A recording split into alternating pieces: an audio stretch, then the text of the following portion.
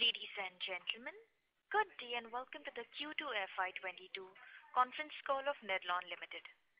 As a reminder, all participant lines will be in the listen-only mode and there will be an opportunity for you to ask questions after the presentation concludes. Should you need assistance during the conference call, please signal an operator by pressing star then 0 on your touchtone phone. I would now like to hand the conference over to Mr. Anuj Sonpal from Valorem Advisors. Thank you, and over to you, Mr. Anuj Sonpal. Thank you. Good afternoon, everyone, and a very warm welcome to you all. My name is Anuj Sonpal from Valorem Advisors. We represent the investor relations of Nedlon Limited. On behalf of the company, I would like to thank you all for participating in the company's earnings call for the second quarter of financial year 2020. Before we begin, I'd like to mention a short cautionary statement. Some of the statements made in today's earnings call may be forward-looking in nature. Such statements are subject to risks and uncertainties which could cause actual results to differ from those anticipated. Such statements are based on management's beliefs as well as assumptions made by and information currently available to management. Audiences are cautioned not to place any undue reliance on these forward-looking statements in making any investment decisions. The purpose of today's earnings call is purely to educate and bring awareness about the company's fundamental business and financial quarter under review. Now let me introduce you to the management participating with us in today's earnings call and give it over to them for opening remarks. We have with us Mr. Rahul Sagar, Chief Executive Officer and Executive Director, Mr. Kunal Sagar, Promoter and Non-Executive Director, Mr. Manish Parekh, Chief Financial Officer, Mr. Jasmine Bhavsar, Company Secretary, Vice President of Legal and Compliance Officer, and Mr. Ashish Baradia, Deputy General Manager of Business Development, Nedlon Management Services Private Limited. Now I request Mr. Kunal Sagar to give the opening remark. Thank you, and over to you, sir. Thank you, Anuj. Good afternoon, everyone, and welcome to our earnings conference call for the second quarter and the first half of the financial year 22. We wish everyone a very happy Diwali and hope everyone is safe and well. Let us start and take you through the financial performance of the company. For the second quarter of the financial year 22, the company reported a total income of approximately 80 crores, an increase of 5.3% from the previous quarter. EBITDA was about 60 crores, an increase of approximately 16.4% from the previous quarter. This represents an EBITDA margin of 75.28%. Profit after tax stood at about 34 crores, up by about 27.6% from the previous quarter. This represents a PAT margin of 42.2%. In the first half of the financial year 22, the company reported a total income of approximately rupees 156 crores with an EBITDA of about 112 crores, representing an EBITDA margin of 71.88%. Profit after tax stood at about 60 crores, representing a profit after tax margin of 38.63%. Now, when compared to the first half of the financial year 2021, the PAT was lower in the financial year 21-22 for two reasons. That is, total income was less due to higher vacancy in the first half of the financial year 21-22, and expenses were also higher in this quarter because provision for CSR expenses now need to be made in the first quarter of the financial year because of waterproofing expenses made in the first quarter before the onset of the monsoon and the higher amortization of marketing fees as per accounting norms. Coming to the operational highlights, the company continues to improve and perform steadily post the second wave of COVID-19. Operations are supported by the extraordinary efforts made by our employees, partners, vendors, etc., and the excellent support received from our licensees, lender, board, and major shareholder.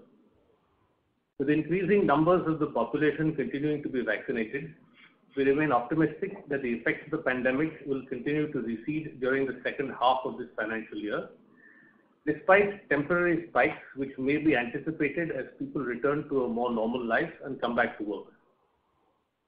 COVID-19, we have taken and continue to keep in place stringent and ongoing measures to provide the required pandemic-related health and safety measures in NKP and Nedlon House.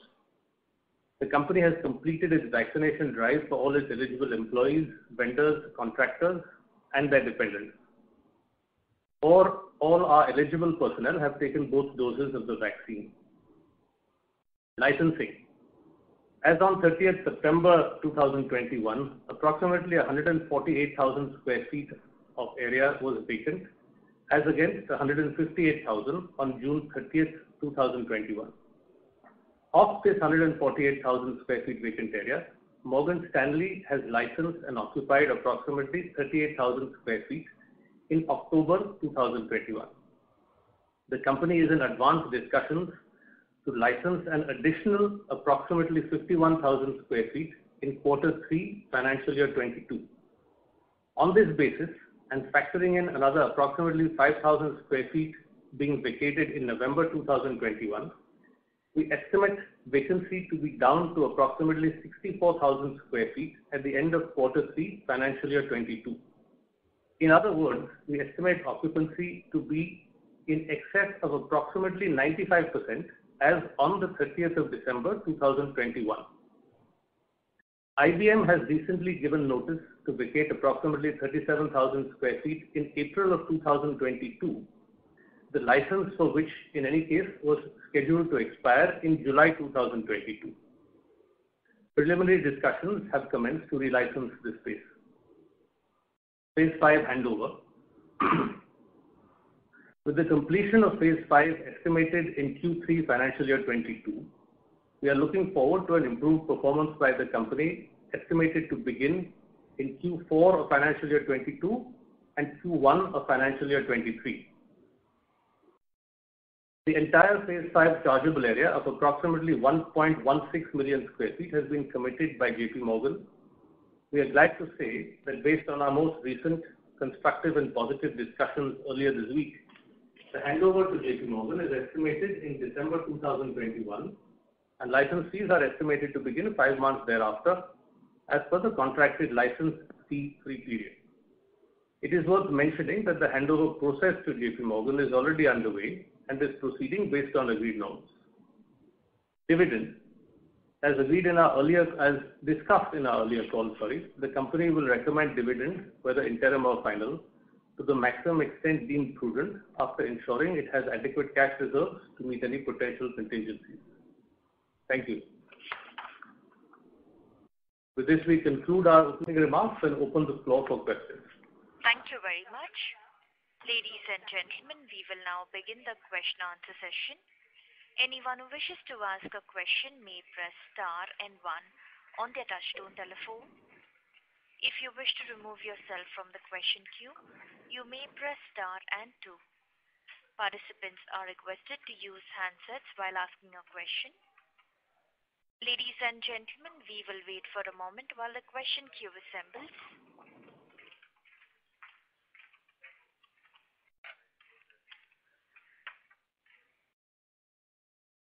A reminder to the participants, if you wish to ask a question, please press star then 1 on your touchtone telephone.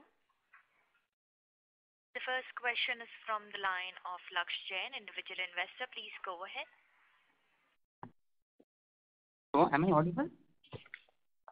Yes. Yes. Yeah, that is it. Yeah. Very good afternoon. My first question.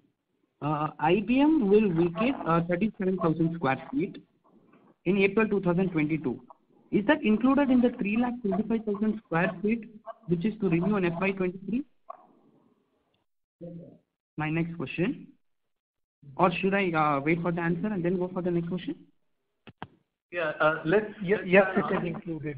Yes, it is included in the 3,25,000. Yes, it is. Okay. Yeah, so let's try and answer your question, shall we? Yes, I have question. You're a little bit audible, but it can be a little bit better. The audio is not entirely clear, but from what we understand, you're asking about IBM is vacating, whether it's part of the 325,000 square feet that was due for renewal. That was due for renewal in the financial year 22-23. The answer is yes, that's correct. Okay. And if clients expire before the renewal, then will we give them the existing rates only, or will we be charging a higher to them? Because the 1,45,000 square feet is vacating before expiry. Sorry, we didn't understand the question. Apologies. Sorry, can you just speak a little bit slower because it's not so audible. Yeah, am I better now? Better. Thank you. Okay. Yeah. So I was asking that like 1,48,000 square feet are vacating before the expiry. So will we be charging them on the existing rate or will be like a bit higher? Which is this 1,48,000? Are you referring to the existing vacancy as on 30? Yes. Okay.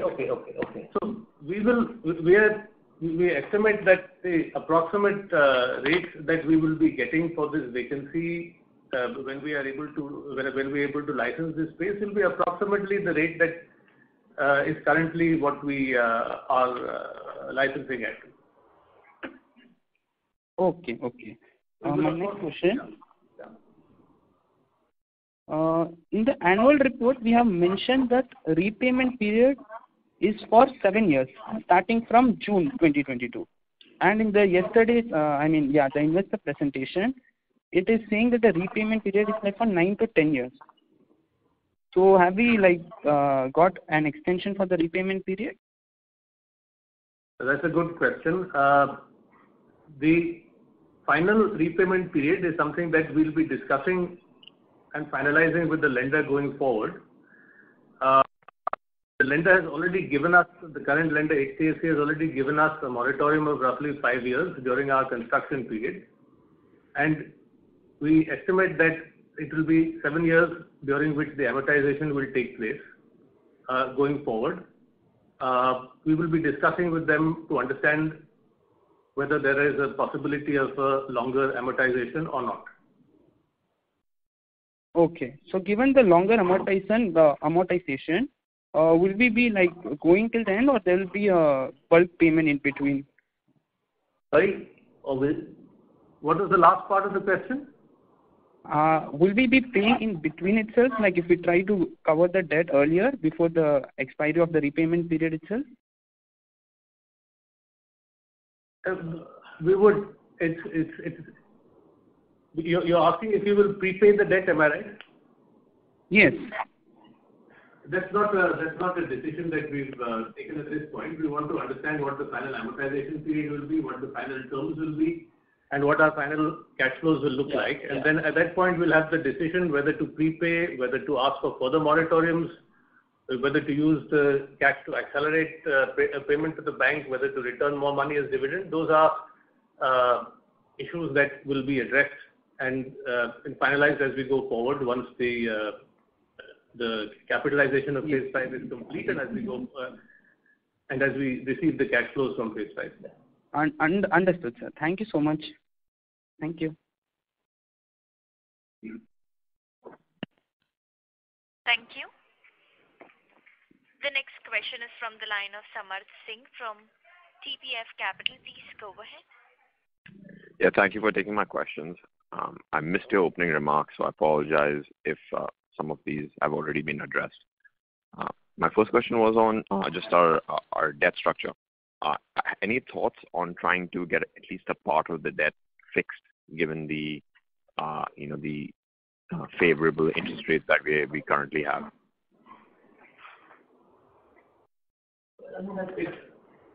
That's very much a part of the discussions we are having, and whether or not we decide on a fixed rate will of course depend on what is the kind of premium that the fixed rate will attract as compared to a variable rate. But it's of course very much a part of any discussion we'll be having as regards to the structure of the debt going forward post capitalization of phase 5. Yeah, but it is something that we are aware of based on the current situation with interest rates right now. So it is something that is factoring in our talks once we transition from construction to LRD, etc., etc. So it's a fair question, and it is definitely something which we are taking very seriously. Okay, excellent.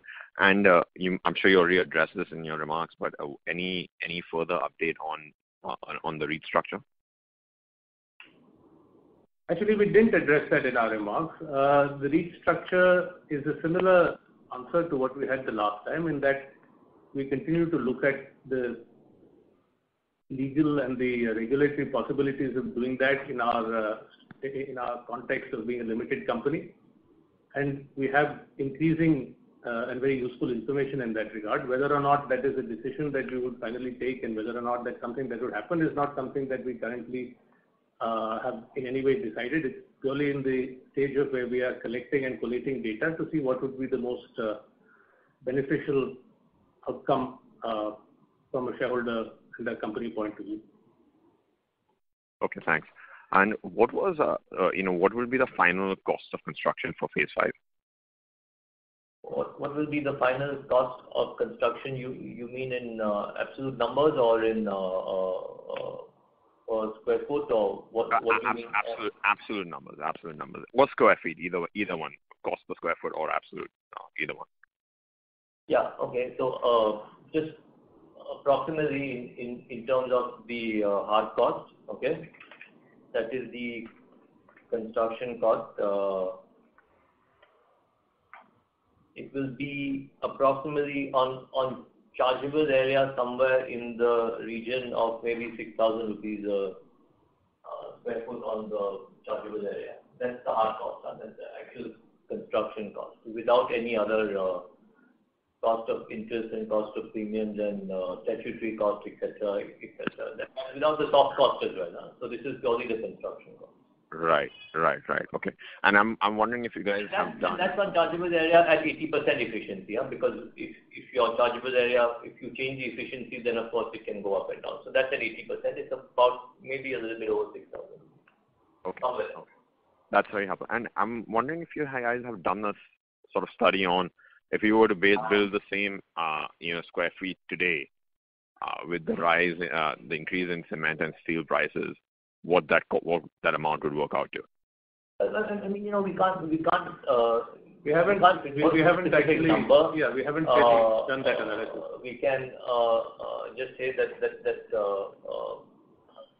it would definitely probably be a little bit higher than what it was. But having said that, also there have been so many different types of fluctuations even during our construction during our peak construction in 2017, 18, 19, whenever it was. So it's not the easiest question to answer specifically. Of course, some things are always going up and some things may come down. And we did have increases in 17, 18, in 2017, 2018, 2019 as well. To some extent, this last increase that has happened in the last 12 to 18 months, the majority of our construction was completed. But having said that, we did have significant increases in steel, especially during our construction period as well. So yeah, it's a fair question, but it's a little bit hard for us to give a specific answer in terms of percentages. Okay, and just sort of taking that thought a little bit further, the reason I asked the question was, you assume that if your construction costs go up, then over a slightly mid to long term, the rental yields should also go up to match that increased cost of construction. So do you think that, I understand that the demand scenario might not be, very strong right now, but do you think that because of this increased cost of construction, future construction would obviously be at a higher cost per square foot and therefore would require a higher rent per square foot? So, Samarth, I think as far as our thought process on the rental goes, the idea is always that we want to make sure that we rent at a level where the licensee has an incentive to stay here for the full period of 9 years or 10 years or the longest possible lease, and so we have the most stable possible cash flows. That's always been our thought process, and that's what it will continue to be. Of course, we factor in our standard escalation of 15% every 3 years, as I'm sure you're aware. And on that basis, we want to ensure that whatever levels of rent that we continue to rent at, we are able to go on the basis that an escalation over 2 or 3 escalations over a period of 9 or 10 years, which is the length of the license, will be affordable and workable from the licensee's point of view as well as from our point of view. Right. So that's what the guiding thought process will be. Okay, got it. Thanks a lot.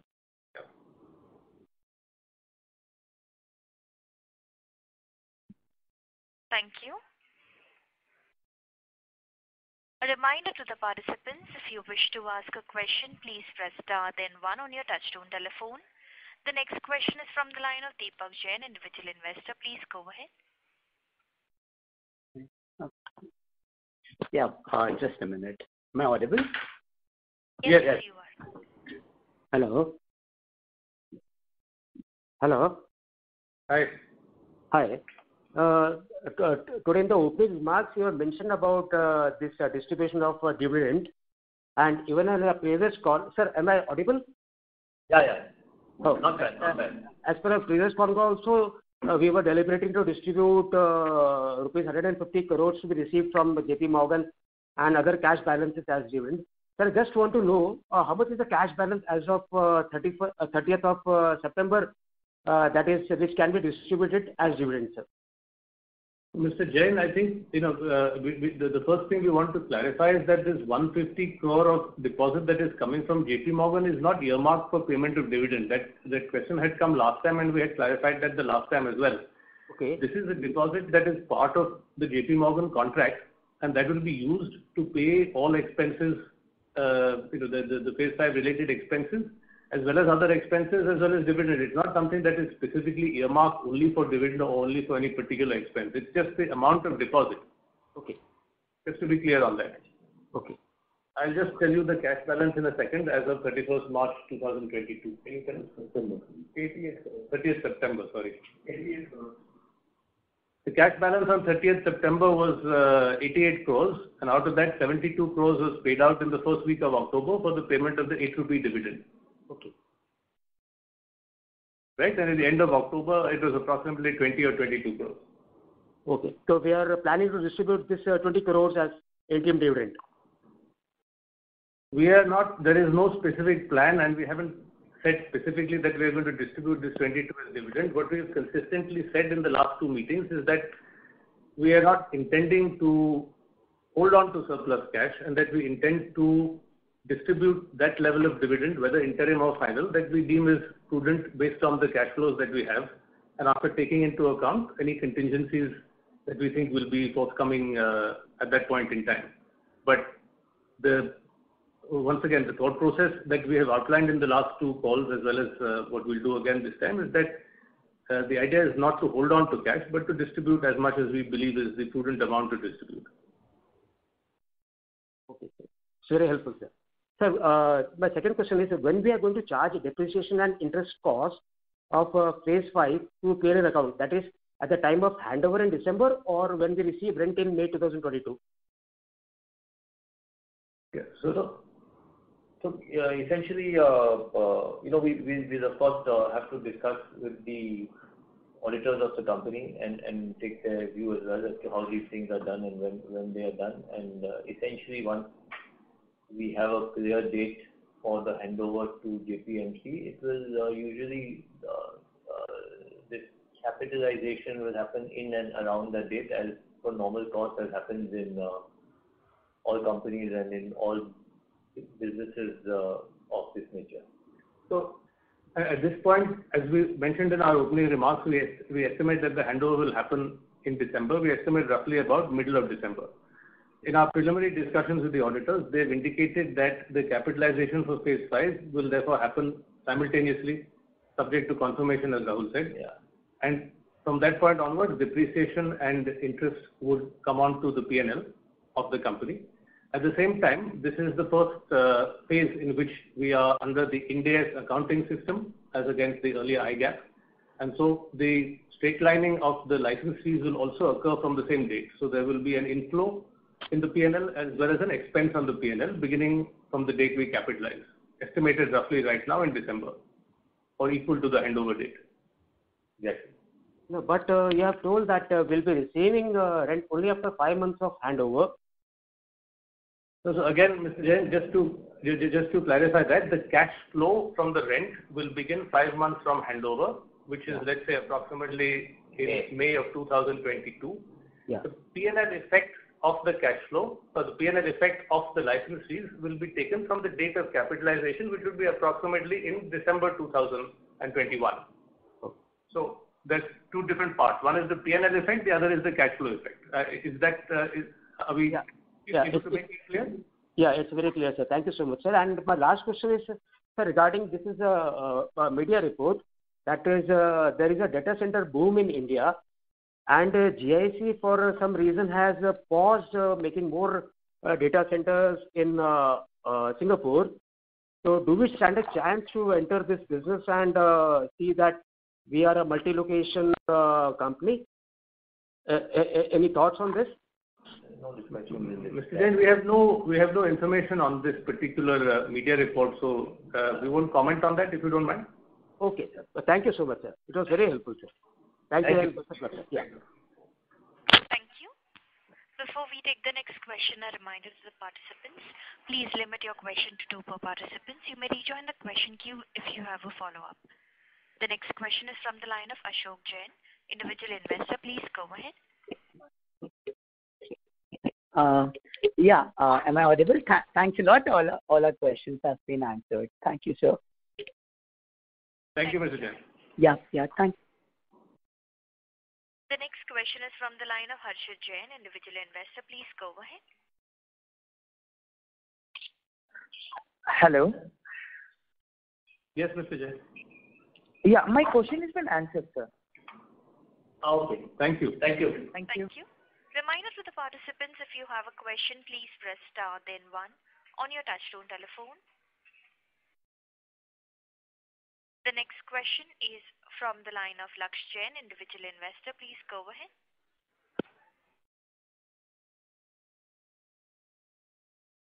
Mr. Laksh Jain, you may please go ahead with your question. My questions have been answered already. Thank you so much. Thank you. The next question is from the line of Bhupendra Tiwari from ICICI Direct. Please go ahead. Hi, sir. Am I audible? Yes. Yeah. So my question is that we've been asking about what is the future of the business in terms of further expansion. Of course, we do not have a space there at NKP, and so have we kind of thought of reinvestments of the cash flows that would be accruing over the next 5, 10, whatever years that we are coming, or is it a steady state only existing rental kind of a business that we see as of now, right now, as we speak? Mr. Tiwari, at this point, we are evaluating the possibility of any further expansions amongst the other options that we have.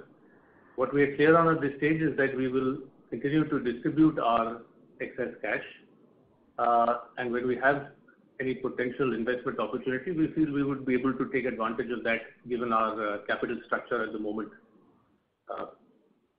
Does that answer your question? That is perfectly fine, sir. Now, the second part is that have we had any discussion with the co-promoters, that is GIC, in terms of their involvement, in terms of further involvement or further partnership or further kind of expansion part of it? Of course, you said that you are evaluating in terms of the growth part, but because they already have that huge portfolio in India in terms of the other assets, do we fall into the purview of that kind of investments, that portfolio, or it's a separate investment, standalone investment for GIC, which stays as it is? All our discussions as far as Nidlon goes happen, of course, with and in very close consultation with GIC. So all the answers that we are giving you are something that we have discussed with them numerous times, and also that we discuss with them regularly and constantly. But we don't.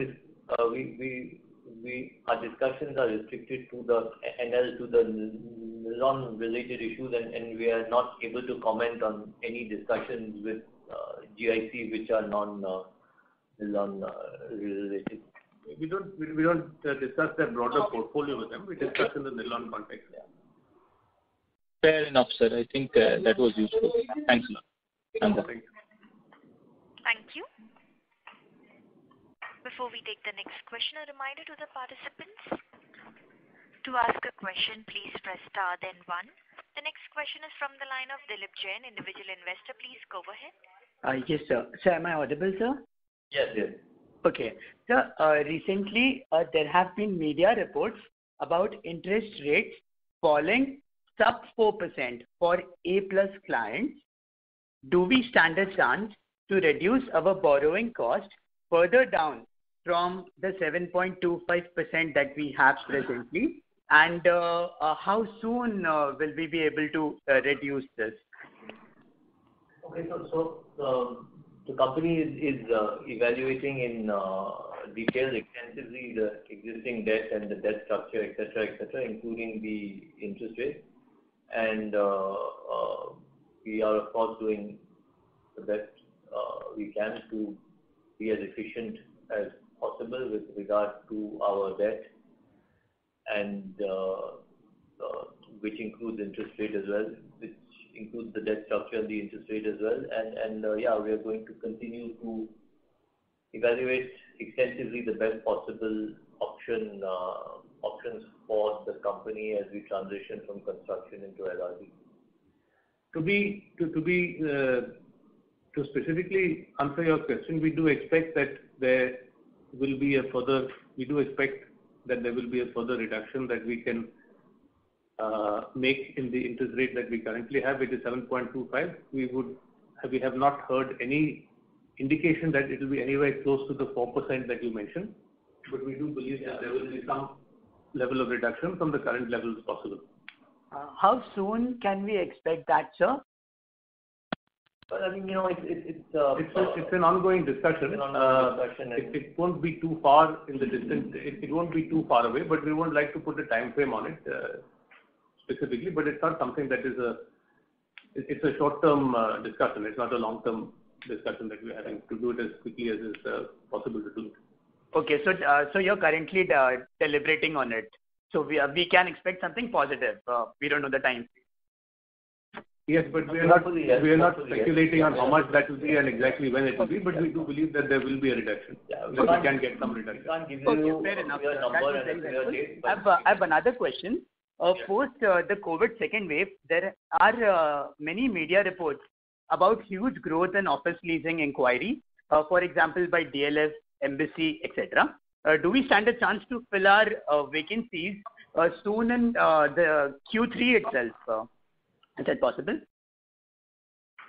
So as we mentioned in our remarks and as we will clarify now, we specifically expect that the vacancy will drop from the level of 148,000 square feet to about 64,000 square feet. We estimate that by the end of December, based on concrete discussions that we are having. Yeah. Okay. Apart from that, there are certainly discussions which we hope will fructify in the fourth quarter of this financial year. But since those are not at a stage which are final, we are not giving you any kind of guidance on that part of it, because those are still discussions that are in relatively earlier stage. Okay, but are you seeing an increase in the number of inquiries made, like very, very recently? There hasn't been any particular jump that we see. There's not been any particular fall off in inquiries. They've been quite steady. Okay. And sir, my last question is, we were in deliberation with our major shareholder GIC to find a more tax efficient way of distributing profits. For example, the REIT structure. What is the progress on this discussion as of now, sir? That remains a discussion between GIC and us. That is obviously a very high priority for us. And as we mentioned a little earlier in the call as well, that being a listed entity, there are a lot of issues that we need to factor in from a regulatory point of view and from a taxation point of view, that we continue to receive very useful and good information on, and that we continue to discuss with GIC. GIC has a lot of good information that they continue to discuss with us. We have no conclusion on that at this point, but we are working towards seeing what might be the best possible potential outcome as far as that aspect is concerned. There is no definitive conclusion on that as to whether it can be A, B, or C, but the idea is to try and see what best is possible to do, of course. Okay. Very helpful, sir. Thanks a lot. Thank you. My best wishes with you. Thank you. Thank you. Before we take the next question, a reminder to the participants. If you wish to ask a question, please press star then 1. The next question is from the line of Mukesh Kothari, individual investor. Please go ahead. Yeah, hi. Thanks for the opportunity. In terms of REIT, I just want to understand, I believe there's a restriction in terms of multiple portfolio a REIT should have. So is it possible that the GIC might look at their other properties and the property of NKC as well, and then come out with REIT? It's a question at the GIC level, which we would not really comment on because it's something that is to do with their overall strategy in terms of what they will do in India, and we'd like to confine our answers to what is related to Nirlon here. Understood. So if there is an option given to you, would you take that option? I mean, in terms of unlocking through this route? I'm sorry, that's not a yes or no answer. We won't want to answer that at all. Yeah. Understood. Okay. Second question is basically on the interest cost. So next year we can safely assume that on 1,000 crore debt that you have, which won't be capitalized going forward, the interest, there will be additional hit of around 70 crores to the P&L in terms of interest. Sorry, could you clarify the question for us? Are you asking what the EMI might be? No, the hit to the P&L in terms of interest cost, additional 70 crores, right? Basically, 1,000 crores is the debt. Yeah, got it. So assuming your debt is right now 1030, it will be at approximately 7%. It will be approximately 70 crores, as you said. So yeah, that will work out to approximately 6 crores a month. Yeah, that I mean, it just depends what the final number is on the debt.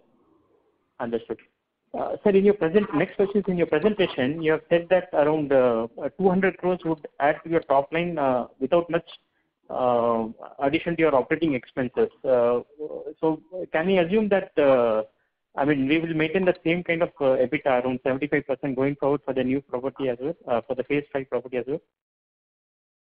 Well, in general, we believe that with the increase in top line, we are not going to have a proportionate increase in the expenses. So we certainly expect and believe that EBITDA will be increasing beyond what it currently is.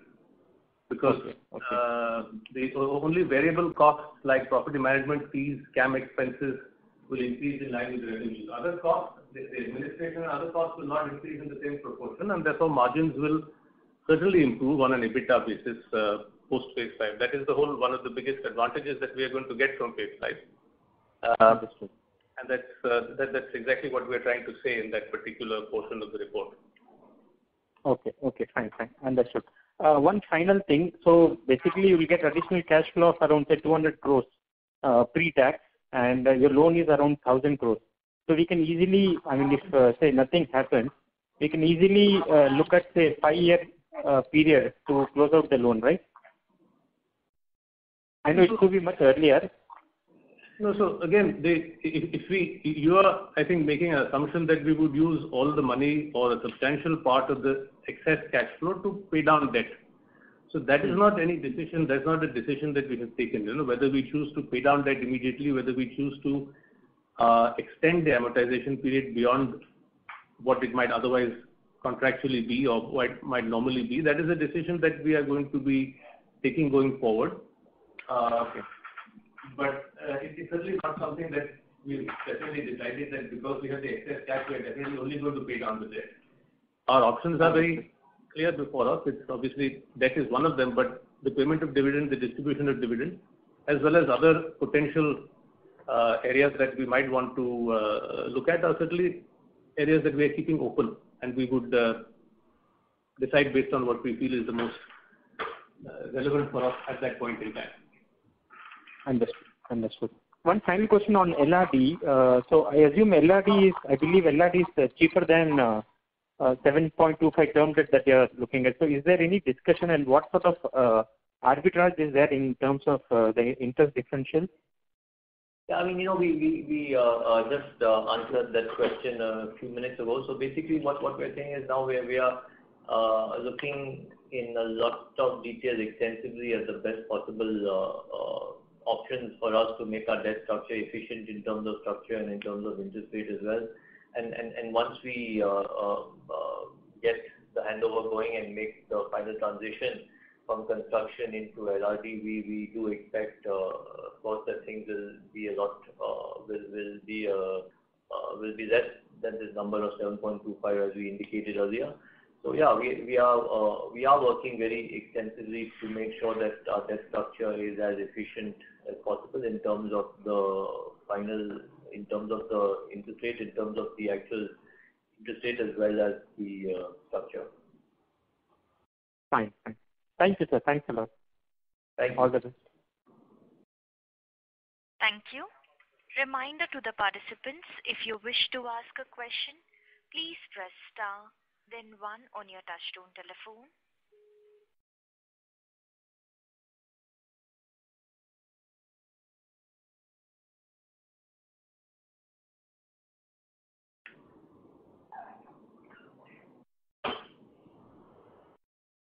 I'd like to remind all participants present in this conference, if you wish to ask a question, please press star, then 1 on your touchtone telephone.